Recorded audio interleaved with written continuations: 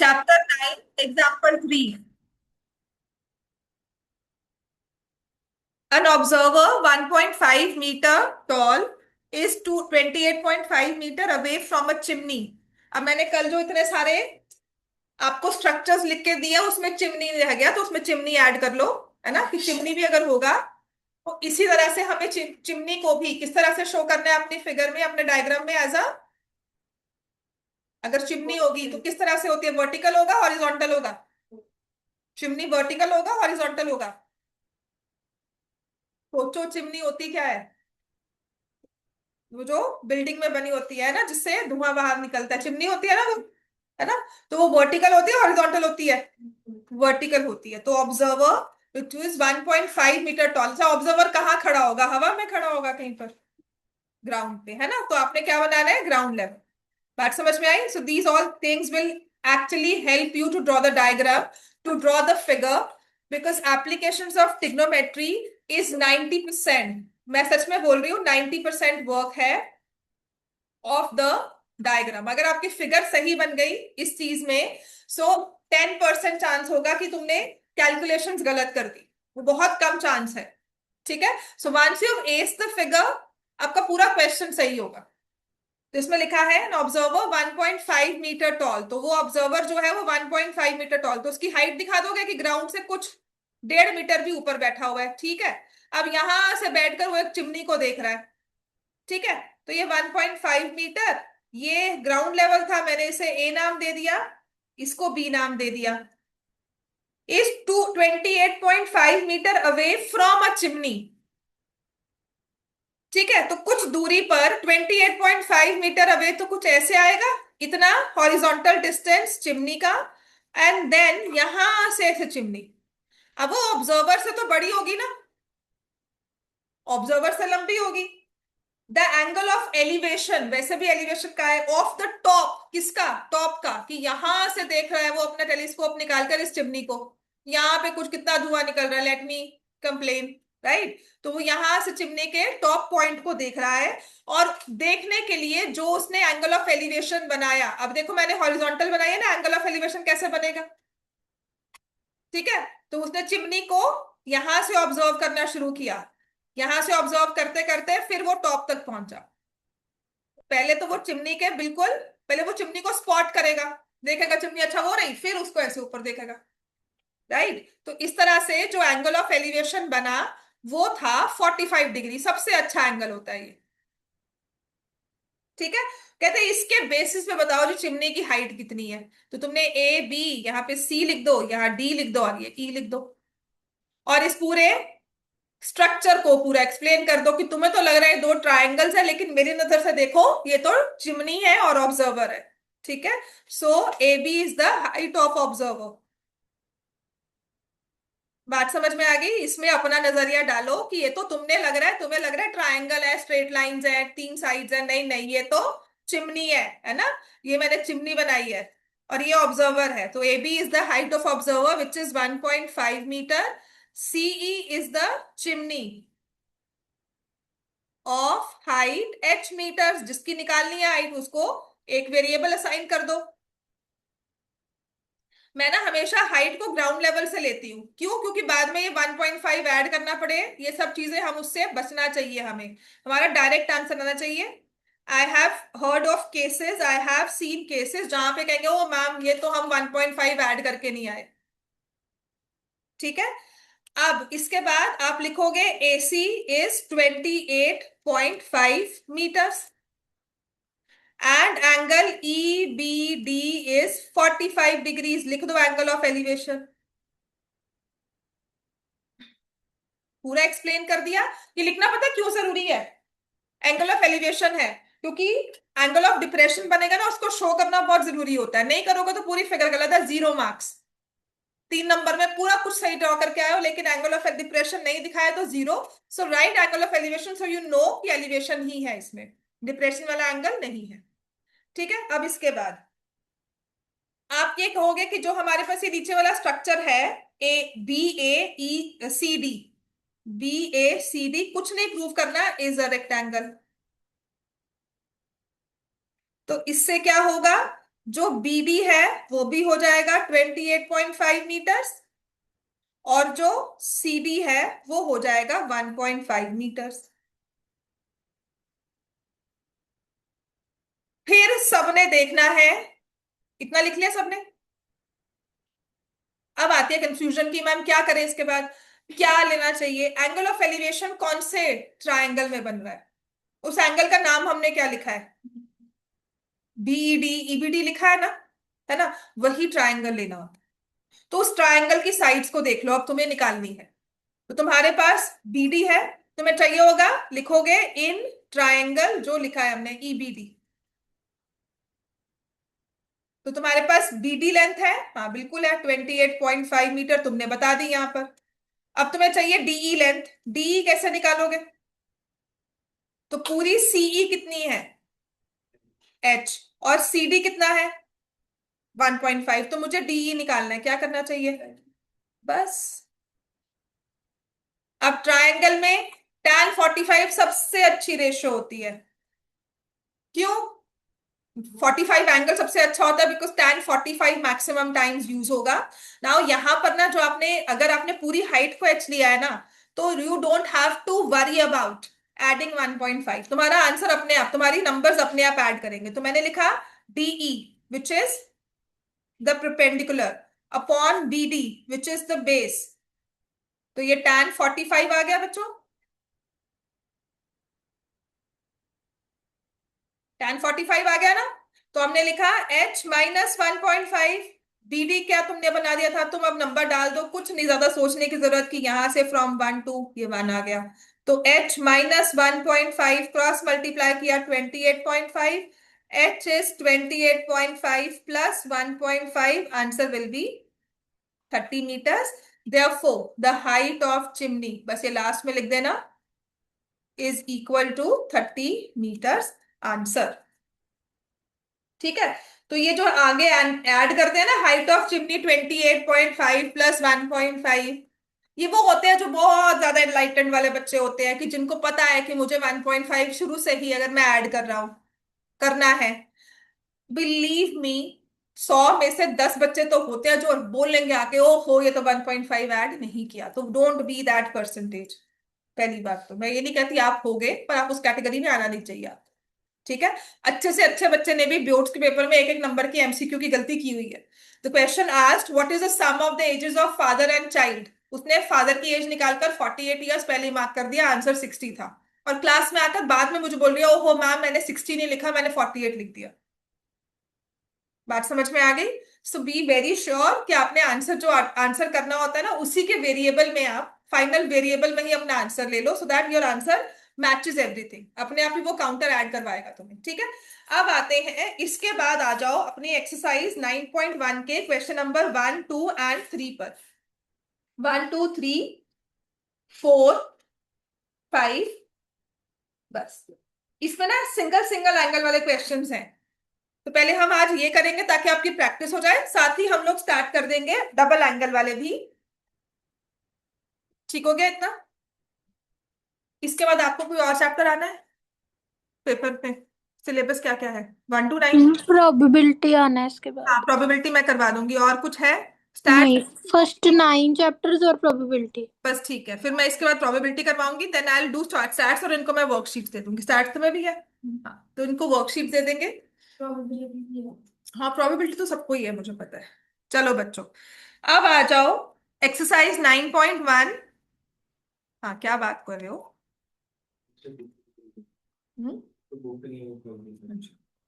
Exercise 9.1 question number 1। ठीक है, question number 1 में देखो क्या लिखा है, a circus artist is climbing a 20 metre long rope. अच्छा, अब मैं हर क्वेश्चन को बोलूंगी इंपॉर्टेंट है, क्योंकि हर किसी में ना केस स्टडी बनकर पेपर्स में झूम रही है पूरी जगह, ये सर्कस वाला भी दिखाया हुआ उन्होंने, वहां से वो रोप पे चल रहा है वहां से। अच्छा, ये अगर हमें 3 मार्क्स में नहीं आ रहे, केस स्टडी में नहीं आ रहे, 1 मार्क में आ रहे हैं, तो कहीं ना कहीं पेपर में ना कहीं किसी जगह में झलक है इन क्वेश्चंस की। चलेंगे वैसे ही। देखो क्या लिखा है, a circus artist is climbing a 20 metre long रोप।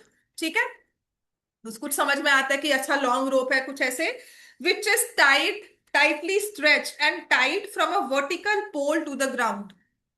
तो कोई वर्टिकल पोल है इस तरह से, और यहां से ग्राउंड तक एक रोप टाई की जा रही है। So A B is the vertical pole and A C is the रोप।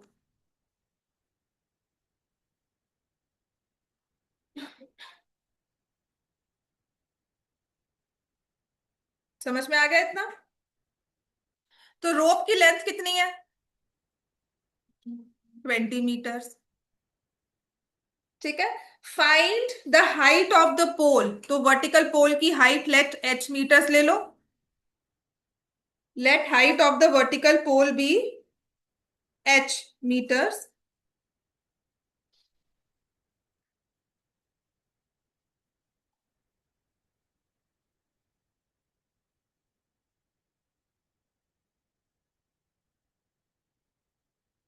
ठीक है। कौन कौन नहीं आया अभी? एक तो वरदान, वो मुझे लगता है नहीं आएगा अभी क्योंकि उसने पिछला काम पूरा करना है ना। और फिर और कौन कौन है अपने पास? तारिश और हरमीत। ठीक। तो ये आ गया हमारे पास। हाँ, अब उसने कहा है कि क्या होगी हाइट ऑफ द पोल अगर एंगल ऑफ एलिवेशन है, if the angle made by the rope with the ground. तो ग्राउंड ये था और ये रोप है, सो ये एंगल है 30 डिग्रीज का। बस इतना सा काम करना है। क्या लिखोगे? In triangle A B C. अब क्योंकि तुम्हें यहां पर हाई हाइपोटेन्यूज दिया हुआ है, तो A B upon A C is sine of 30 degrees. ठीक है। जो साइड निकालनी है वो लिखो, और मैक्सिमम साइन कॉस टैन में ही रेशियो बनाना। सो ए बी हमारी एच, ए सी इज 20, साइन 30 है, आता है 1/2 सबको। तो height of the pole is, therefore height of pole is 10 meters। Question number 2 important भी है और इस पे केस स्टडी भी बनी हुई है। इस एंगल पे बैठकर देख, ए बी कौन सी साइड है और ए सी क्या है, वो तो हाइपोटेन्यूज ही है। एंगल के हिसाब से ट्रिग्नोमेट्री। ठीक है, समझ में आ गया ना? क्वेश्चन नंबर 2 बनाओ। A tree breaks down due to storm. Tree है बड़ा सा, है ना, ब्रेक डाउन कर गया फ्रॉम सम एंगल। मतलब ये नहीं कि बिल्कुल नीचे से जड़ से उखड़ गया, ऊपर से उसका ट्रंक थोड़ा सा ब्रेक कर गया, ऐसा कुछ हुआ है। ठीक है। A tree breaks down due to storm and the broken part bends so that top of the tree touches the ground. समझ में आ रही है? कोई सीन ये कुछ ऐसा इमेजिन कर पा रहे हो कि एक लंबा सा ट्री ऐसे था, ग्राउंड पे लगा हुआ है, तो यहां से ब्रेक कर गया, इतना पार्ट टूट गया, और टूटने के बाद क्या हुआ, ये बेंड हो गया। ये चीज जो हमारी, ये वाला पोर्शन जो था, दिस वन, ये बेंड होके ऐसे नीचे आ गया। समझ में आ गया? So tree was A B C, और ये आ गया डी। तो कहना है say A B is equal to B D. जो ए बी पोर्शन है बेंड होकर ऐसे नीचे आ गया। Sir, a tree breaks down due to storm, broken part bends so that top of the tree, which is this, ये वाला point यहां पर आ गया, डी पर आ गया, touches the ground, making an angle of 30 degrees with it. The distance between the foot of the tree, C point हुआ, to the point where top touches the ground, ये distance CD is 8 meters. Find the height of the tree. Let h be the height of tree AC, और brackets में लिख दो before breaking. टूटने से पहले उसकी ये हाइट थी। और फिर हमने लिख दिया A B is equal to B D, कि जो पोर्शन ब्रेक किया वो बेंड होकर नीचे जमीन पे आ गया। Angle of elevation B D C is 30 degrees. ये हमारा है एंगल ऑफ एलिवेशन। ये 90 डिग्री पर होगा, ट्री हमेशा 90 पे लोगे, चाहे वो बेंड किया कुछ भी किया, लेकिन उसका रूट जो है वो 90 पर ही वर्टिकल होगा। ठीक है, सो अब हम लिखेंगे in triangle B C D. C D आपको 8 मीटर्स तो दिया ही हुआ है, वो लिख दिया हमने। तो इसमें कौन कौन सी लेंथ निकालनी है to find? Can I say I need to find BC, I need to find, नहीं, पहले निकालना क्या है, हाइट ऑफ द ट्री। ठीक है, to find height of the tree, to find height of tree, तो वो क्या होगी, A B plus B C. और ए बी को किसके इक्वल लिया है, बी डी, तो हमें क्या निकालना है, B D plus B C, ये चीज निकालनी। बात समझ में आ गया? तो ट्रायंगल तो लेंगे बीसीडी, तो उसमें मैं निकालूंगी बीसी अपॉन सी डी। देख, बीसी है और ये सी डी, 30 डिग्री के हिसाब से देखो, बीसी अपॉन सी डी 30 के हिसाब से देखा तो tan 30 आ गया। बीसी क्या है निकालना है, सी डी क्या है 8, tan 30 1/√3, तो बीसी आ गया 8/√3 मीटर्स।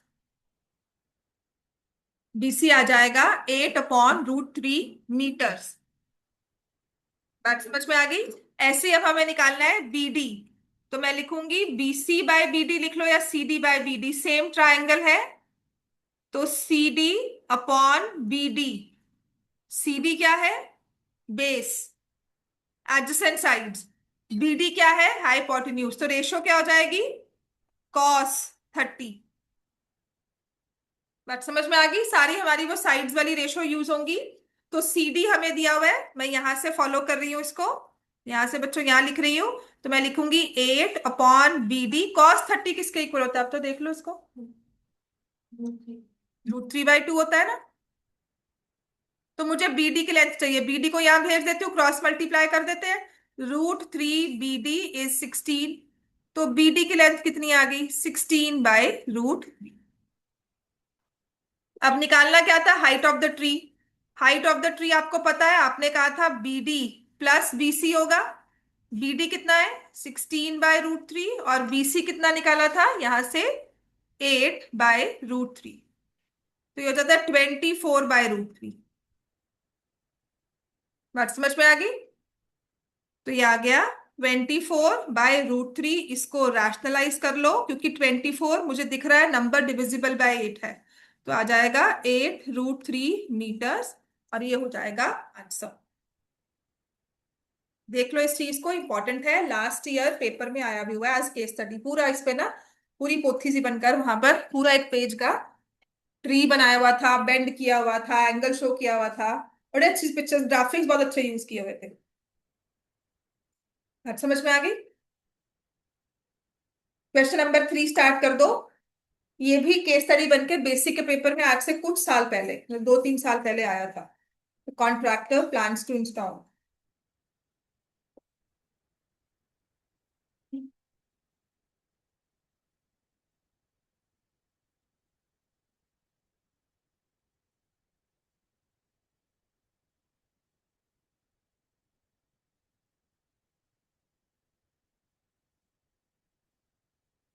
तो तुम कह रहे थे, मुझे लगा तुम्हारी मम्मी मैसेज कर रही है कि वो आ रहे हैं 10 मिनट में।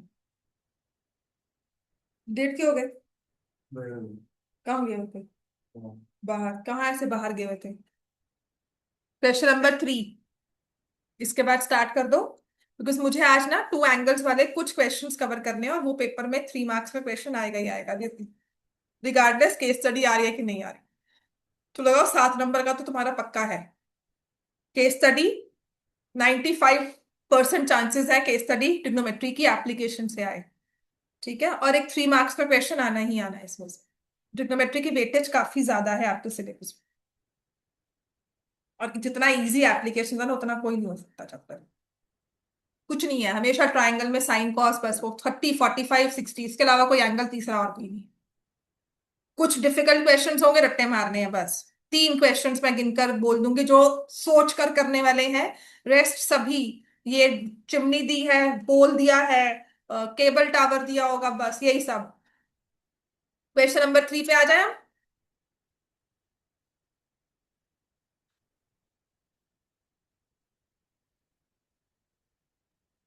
A contractor plans to install two slides for the children to play in a park.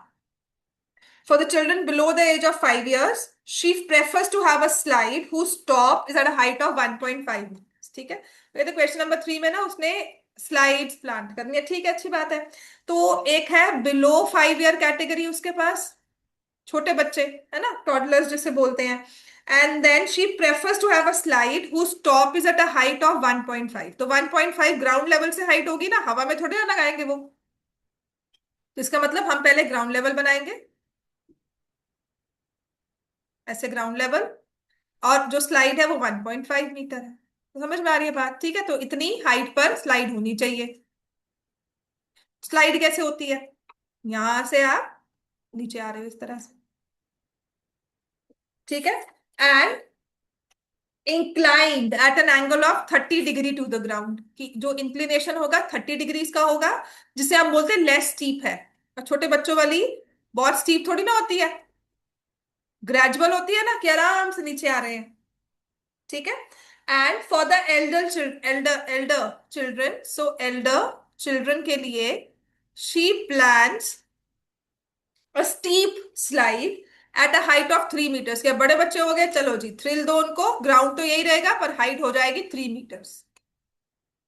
ठीक है, और अच्छा ये नहीं कि अब इसको भी हम लंबा सा वो दे दें, उसने कहा नहीं 60 का एंगल देंगे हम,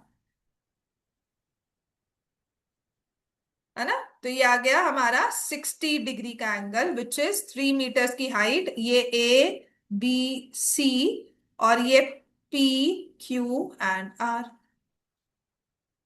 ठीक है, so what should be the length of slide in each case? A B is 1.5 metres, और यहां से पी क्यू इज 3 मीटर्स।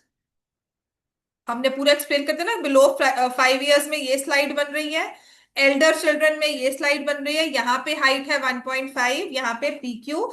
आपको निकालना क्या है? तो क्वेश्चन में जरूर अपने आप से सोचना कि मुझे पहले तो निकालना क्या है।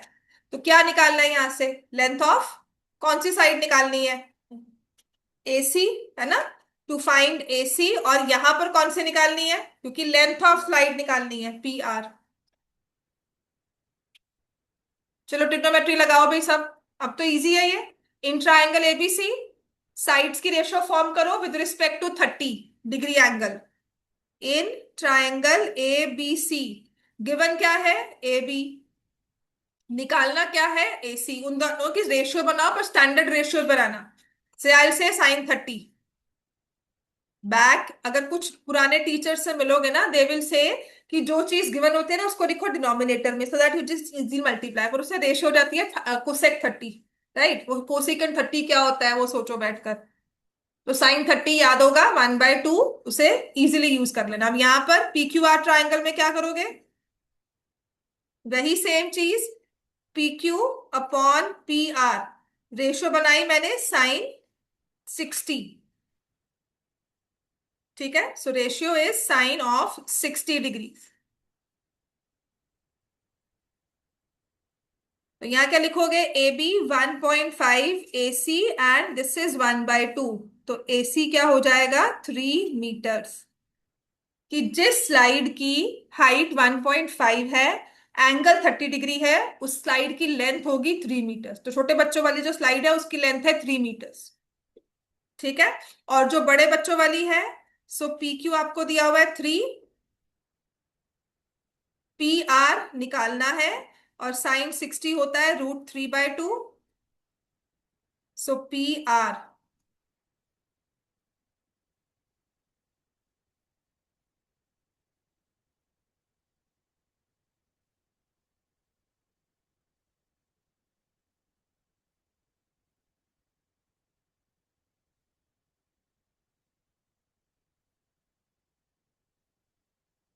और जब आपको √3 की वैल्यू दी होगी, आप उसे सब्स्टिट्यूट करके आंसर निकालोगे, वरना इतना ही काम करना है। क्वेश्चन नंबर 4 पे आ जाओ आप बच्चों, चलो।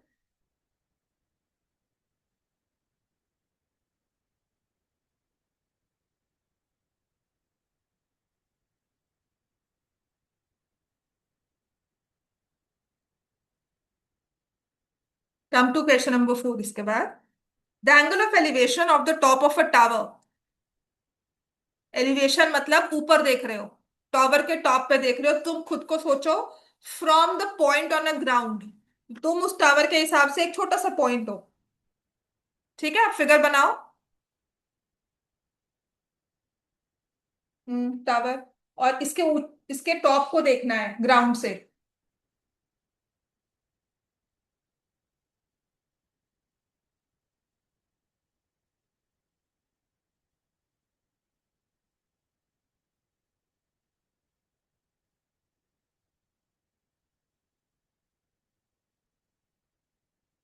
तो एक टावर बनाया हमने, बिल्कुल ठीक है। अब ये ग्राउंड लेवल था, और इस ग्राउंड लेवल से टॉप पर इस टावर के टॉप को ऑब्जर्व कर रहे हो, और एंगल ऑफ एलिवेशन बना रहे हो कितना, 30। अब समझ में आनी शुरू हो गई है। बस ये हमारी फिगर का खेल है बस। ये तो सिंपल ट्राइंगल्स हैं। So let A B the tower.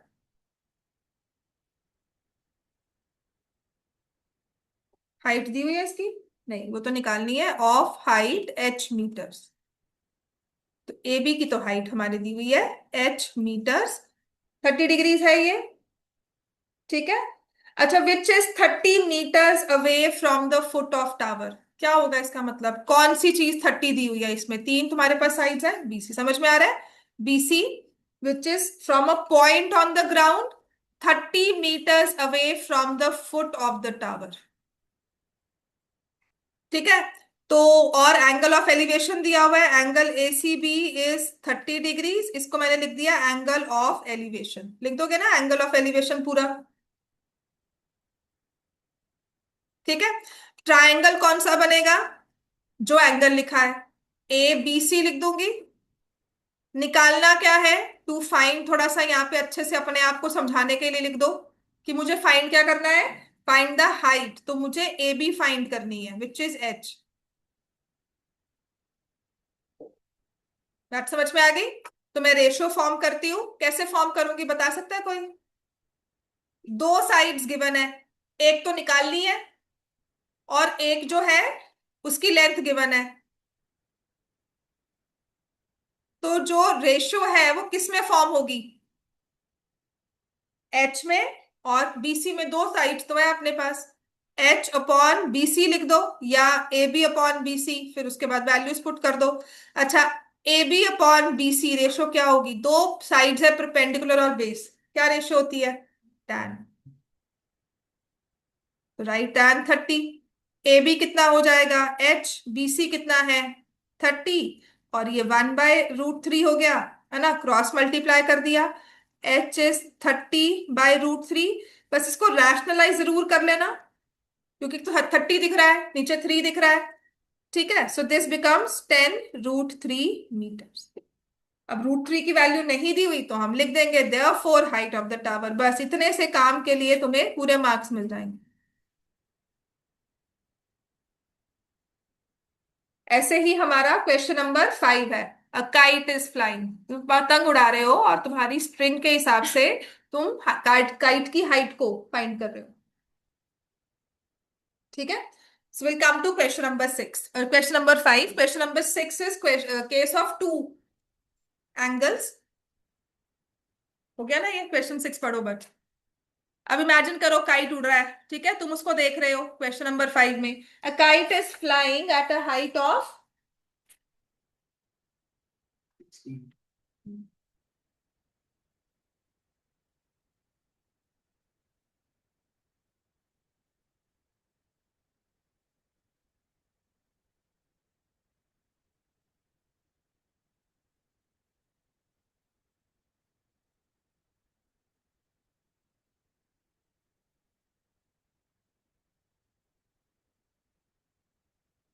जब भी हाइट की बात की जाती है ना तो वर्टिकल ही कहा जाता है। ठीक है।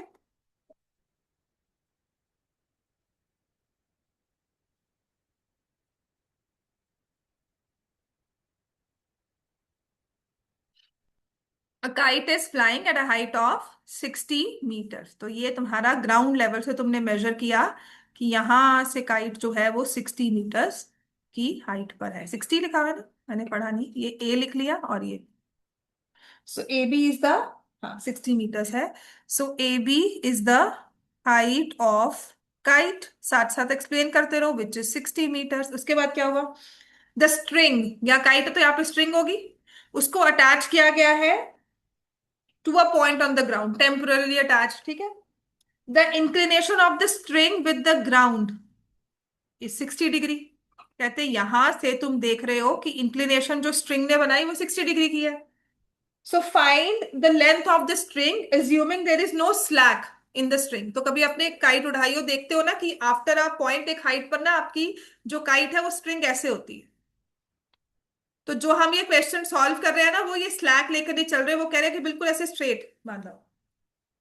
अच्छा, समझ में आ गई। हमारी जो अभी ट्रिग्नोमेट्री की कैलकुलेशंस है, वो साइंस में करना कि वो स्लैक है, लेकिन ट्रिग्नोमेट्री की कैलकुलेशंस में हम लोग देख कर चलेंगे कि बिल्कुल स्ट्रेट रखा हुआ है, and then we find the length of the string.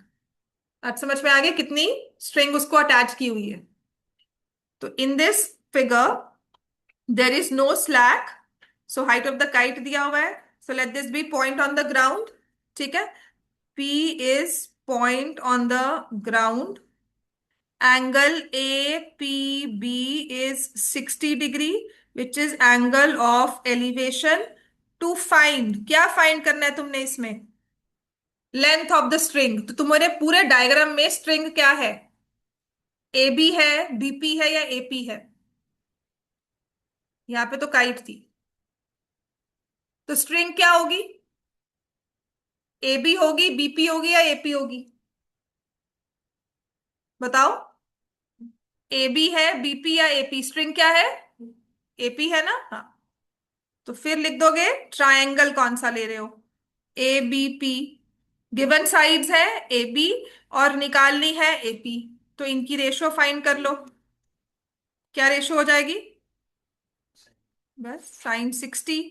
अब ये टेबल अच्छे से याद होगा तो आप निकाल सकते हो sin 60 किसके इक्वल होता है। सो AP इज 120/√3, √3 से मल्टीप्लाई डिवाइड कर दिया, 120 √3/3, और ये मेरे पास आ गया 40 √3 मीटर्स, ठीक है। अब आ जाओ हमारे एग्जाम्पल्स पर। So which is example number 4, paper में आ चुका है, लास्ट टू लास्ट ईयर में था या उससे पहले था। 3-4 एग्जाम्पल्स हैं, 3 सेट्स में एक एक एग्जाम्पल आया हुआ है। चलो अब ये जो पेपर में क्वेश्चन आएंगे एक्चुअल 3 मार्क्स के, हम वो सारे कवर कर रहे हैं। एग्जाम्पल नंबर 4 वही वाला क्वेश्चन है। एग्जाम्पल नंबर 4, पेज बताओ कौन सा होगा नई बुक का,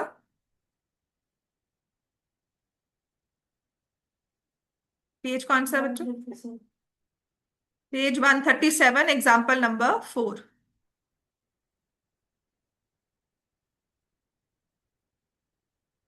from a point P on the ground, angle of elevation, जहां एलिवेशन बोल दिया मतलब ऊपर देख रहे हो, of the top of a 10 metre tall building, from a point P on the ground, तो इतने पे ही पहले ग्राउंड बनाओ, फिर उस पे कोई पॉइंट P मार्क कर लो। एंगल ऑफ एलिवेशन मतलब इससे ऊपर देखना है, ठीक है। किसको, of the top of a 10 metre tall building, कि किसी 10 मीटर टॉल बिल्डिंग को देख रहे हो, तो यहां से ऐसे आ जाएगा, दिस इज द बिल्डिंग, ठीक है। सो ये A B from a point P, A B is the building of height, कितना दिया हुआ है, 10 मीटर्स, और ये एंगल ऑफ एलिवेशन दिया है 30 डिग्री। यही तक हमारे क्वेश्चंस हो रहे थे, बिल्डिंग जो है वो 90 डिग्री पर होती है। अब हमारे पास क्या आ गया, कहते हैं इस बिल्डिंग पर a flag is hoisted at the top of the building. तो आप बताओगे टॉप ऑफ द बिल्डिंग क्या है, यहाँ पर कौन सा पॉइंट है जो top of the building show कर रहा है, ए पॉइंट है ना। तो कहते हैं टॉप ऑफ द बिल्डिंग पर एक फ्लैग लगाया हुआ है, तो ऐसा कुछ फ्लैग लगा दिया आपने, तो एज्यूमिंग कि जो उसकी बिल्कुल एज है ना उस पर फ्लैग दिख रहा है आपको, ठीक है। And the angle of elevation of the top of the flag staff. तो ये वाला पॉइंट फ्लैग स्टाफ हो गया, ये वाला पॉइंट तो ऑब्वियसली ये थोड़ी लोगे उसका बीच का, इन बिटवीन वाला भी क्यों लोगे? तो टॉप ऑफ द फ्लैग जहां पे फ्लैग लगा हुआ है, तो वहां से एंगल ऑफ एलिवेशन देख रहे हो यहीं से, कि एक बंदा है ना वो देख रहा है, अच्छा फ्लैग है, अच्छा वो देखो उसके ऊपर तो ये फ्लैग लगा हुआ है, वो बिल्डिंग वो देखी, और जो टॉप पे देखो वो फ्लैग लगा हुआ है, तो टॉप ऑफ द फ्लैग से यहां पर एंगल ऑफ एलिवेशन क्या बनकर आ गया? कितना दिया है? 45 degrees. Point of observation same रहा ना, यहां से टॉप ऑफ द बिल्डिंग देखा, और फिर हमने टॉप ऑफ द फ्लैग देखा, ठीक है। So A C is the flag staff या फ्लैग, एंड उसके बाद क्या करना है हमें? ए बी लिख दिया, 10 मीटर्स, ठीक है। हाँ, एंगल ऑफ एलिवेशन कितना दिया हुआ है? एक दिया हुआ है ए पी बी, कितना है? 30 डिग्रीज। और एक है सी पी बी, कितना है? 45 डिग्रीज। अब फिगर आउट कर लो निकालना क्या है। To find length of flag staff, तो क्या निकालना होगा? To find A C, which is length of flag staff and distance of the building from point P। P building से कितनी दूर है? क्या लेंथ निकालनी है?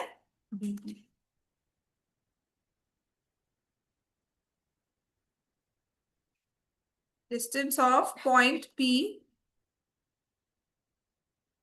फ्रॉम, समझ में आ गया?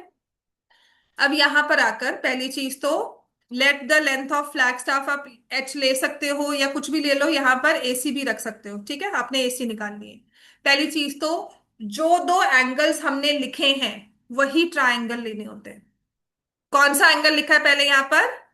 एपीबी। पहले आपने लेना होगा इन ट्रायंगल एपीबी। कुछ नहीं समझ में आता ना, जो एंगल्स लिख रहे हो ना वही दो ट्रायंगल लेने। पहले फिगर पे कंसंट्रेट करना कि फिगर बना ले ठीक से, समझ में आए, ट्रायंगल्स ही बनेंगे। फिर हमारे पास है एंगल सीपीबी, जो एंगल ऑफ एलिवेशन लिखना है, तो इन ट्रायंगल सीपीबी। फिर देखो, जैसे मैंने एपी बी लिया, ये वाला मैंने ट्रायंगल लिया, तो मुझे कौन सी दो साइड्स गिवन थी?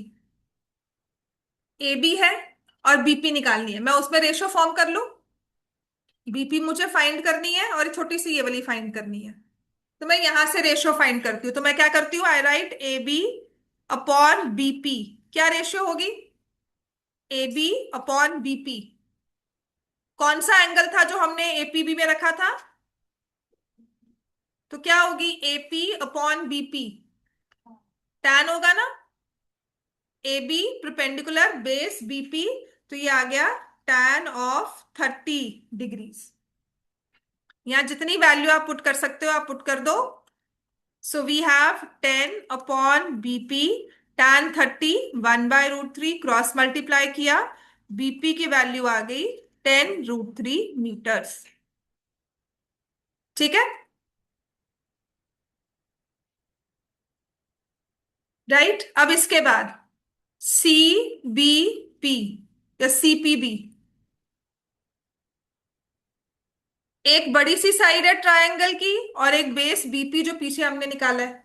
क्या रेशो बनेगी तारिश इसमें? इस वाले ट्रायंगल में कौन सी रेशो लोगे? हाँ, क्या होती है बेटा? नहीं, सीबी अपॉन बीपी रेशो क्या होगी? कौन से एंगल बनेगा? कौन सा एंगल और कौन सी रेशो? मतलब रेशो मतलब एंगल 30 लोगे या 45? हाँ, फिर सीबी और बीपी में रेशो कौन सी आएगी? परपेंडिकुलर अपॉन बेस है, ऑपोजिट अपॉन एडजेसेंट, tan 45। ये चीजें याद कर बच्चे, बहुत जरूरी है, ठीक है। तो सीबी क्या हो गया आपका? सीबी को आप ए बी प्लस ए सी लिख सकते हो। बीपी आपने पीछे निकाला है 10√3, और tan 45 क्या होता है? 1। बस यहां से वैल्यू सब्स्टिट्यूट कर दो, ए बी की हाइट, ए बी की वैल्यू दी हुई है 10, ए सी को एज इट इज लिख दिया 10√3 इक्वल टू 1। सो ए सी क्या आ गया, 10√3 -10। सो ए सी इज 10 × √3 -1। अच्छा, मजेदार बात क्या है, इसमें √3 की वैल्यू दी हुई है तुम्हें। मजेदार कह लो, काम कह लो। ठीक है, तो मजेदार बात यह है कि इसमें √3 की वैल्यू है, तो हमें कैलकुलेशंस करनी होगी। तो जहां पर तुम इतना सब कुछ लिख रहे हो ना, तो बाद में लिखोगे therefore length of flag staff, length of flag staff क्या निकाला है तुमने, वो है AC। कितना निकाला है, 10 × √3 - 1। सो 10 टाइम्स √3 क्या दिया हुआ है, 1.732 - 1। So 10 into 0.732, answer will B 7.32। और यूनिट्स निकालना मत भूलना, लगाना मत भूलना, मीटर्स। ठीक है, फिर उसने कहा है distance of the building. So distance is equal to dp, which is 10√3। So 10 into 1.732, 17.32 meters। तो दो चीजें हैं लास्ट में ना, अच्छी सी लाइन से एक क्वेश्चन होगा, उसको उतने हिसाब से कर लेना। एग्जाम्पल 5 पर आ जाओ।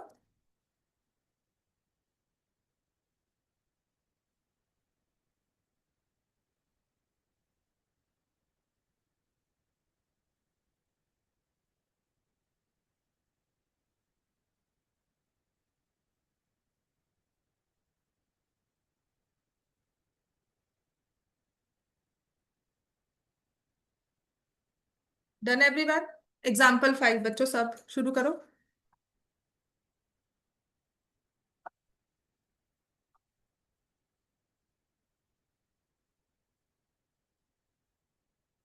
एग्जाम्पल 5 में कहा है the shadow of a tower standing on a level ground. तो टावर कैसे बनाना है हमें, वर्टिकल हाइट, ये ग्राउंड लेवल, तो इसकी शैडो कहाँ होगी, ऑन द ग्राउंड। हवा में थोड़ी ना बनती है ना, किसी सॉलिड के अगेंस्ट ही शैडो बनेगी। तो shadow of a flag of a tower standing on ground level is found to be 40 meters longer when the sun's altitude is 30 then when it is 60। तो कुछ ऐसा होगा कि आपने दो एंगल्स को देखा, एक 60 डिग्री पर ये शैडो है, और एक 30 डिग्री पर ये शैडो। ठीक है, बात समझ में आ गई। So A B is the tower, height दी हुई है, नहीं, A B is the tower of height h metres, यहां से C और ये D। A C is shadow at 30 degrees, at 60 degrees, and BD is shadow at 30 degrees। 30 पे shadow लंबी होगी, ये तो हमारे साइंस का कॉन्सेप्ट है। वैसे भी 30 और 60 एंगल जब बनाना है ना, तो अगर ये 60 डिग्री एंगल है, 30 थोड़ा सा इससे ग्रेजुअल होगा। You can not have a 30 degree angle यहाँ। ठीक है, 90 डिग्री पर टावर है। उसने कहा है this shadow is 40 meters longer. तो इनमें से जितने भी लाइन सेगमेंट्स हैं, 40 meters में किसके अगेंस्ट लिखूं, shadow is 40 meters longer at 30 then it was at 60।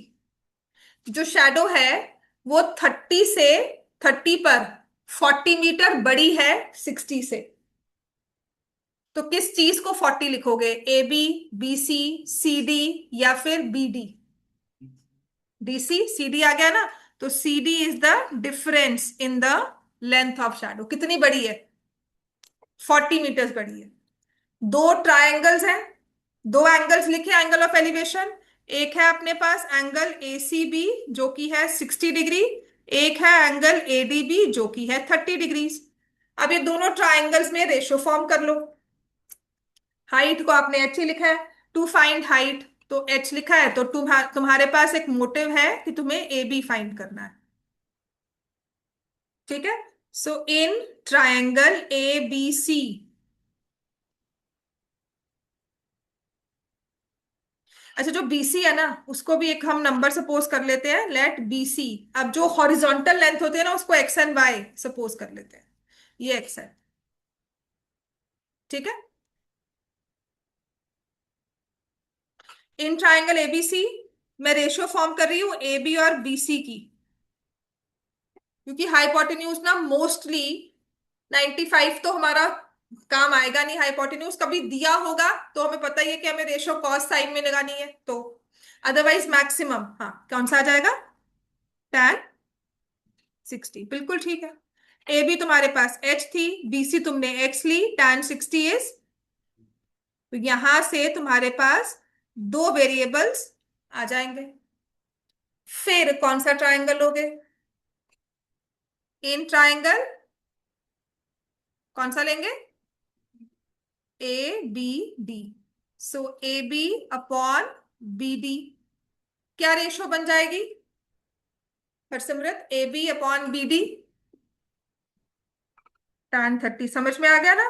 तो ए बी आपके पास एच है, बी डी को अगर मुझे स्पेसिफाई करना है एक्स में तो कैसे होगा, ये एक्स लिया, इसमें क्या ऐड कर दिया 40, तो मैंने इसको डायरेक्टली एक्स प्लस 40 लिख दिया। ठीक है। tan 30 किसके इक्वल होता है, यहां लिख सकते हो √3h is equal to X plus 40। तो दो वेरिएबल्स, दो इक्वेशंस, यहां से h की वैल्यू पुट कर दी, √3 into √3x is equal to X plus 40, right. So 3x is equal to X plus 40, 2x 40 के इक्वल आ गया, जिससे x की वैल्यू क्या आ गई 20। और यहां पर therefore height of tower is equal to 20 √3 metres.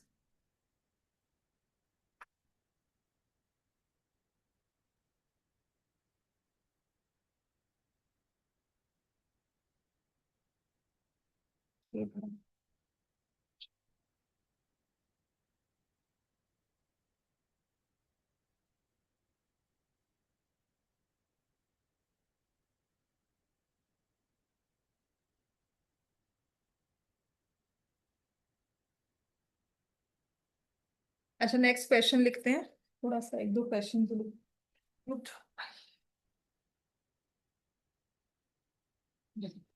अब जो एमसीक्यूज आ जाते हैं ना पेपर में, लिखो पूरा क्वेश्चन ना, इतना टाइम नहीं लगेगा मुझे, इतना मेरा मत्था कम।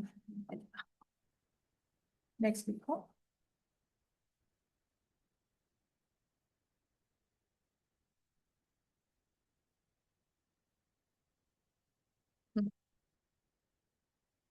स्टोन इज 15 √3 मीटर्स, लिखो ये क्वेश्चन, ये भी पेपर में आता है।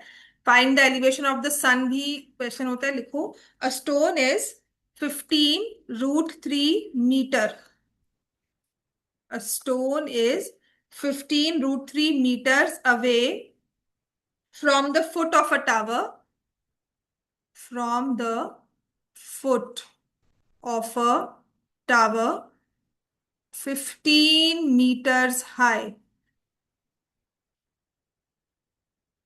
Find the angle of elevation of the top of the tower, of top of tower from the stone।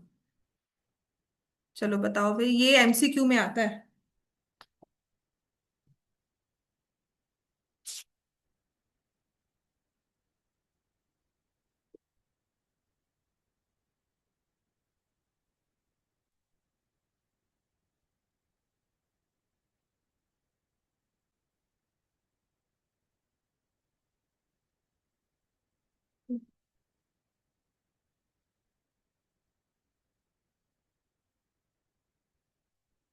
हाँ जी।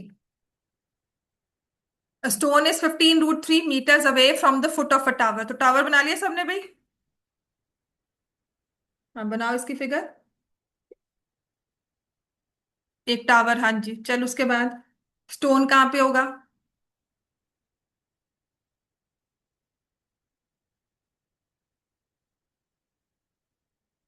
तो स्टोन यहां पर है, दिस इज द स्टोन। ये ए बी टावर है। टावर की हाइट कितनी दी हुई है? कितनी हाइट है? 15 मीटर्स। और कितना दूर है स्टोन? अच्छा, एंगल ऑफ एलिवेशन ऑफ सन ये होगा, मतलब सन यहां से ऐसे देख रहा है, शैडो आ रही है और ऐसे आ गई होगी स्टोन, कुछ इस तरह से ही होगा ना। तो एंगल ऑफ एलिवेशन स्टोन से हमने टावर तक देखना है, तो ये होगा थीटा ले लिया। तो आपको ये थीटा बताना है कितना है। ठीक है। तो साइड्स कौन सी दी हुई है? ए बी और ये बी एस हो गया। तो इसमें रेशियो फॉर्म कर लो। So A B upon B S क्या रेशियो होगी? टैन कॉस साइन क्या रेशियो होगी A B upon B S? Tan angle क्या है अपने पास? थीटा। ए बी की वैल्यू कितनी है? 15। बी एस कितना है? 15√3। बात समझ में आ गई है? बाद में तो ओरली क्वेश्चंस होंगे। ये कैंसिल, हाँ, तो ये 1/√3 टैन में कब आता है? जब क्या हो थीटा 30 डिग्री। तो यहां पर थीटा क्या आ गया? 30। सो यहां से एंगल क्या है? 30 डिग्री।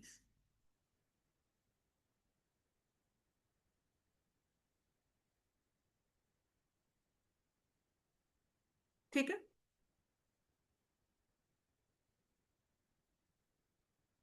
करना है आगे की जाए कल।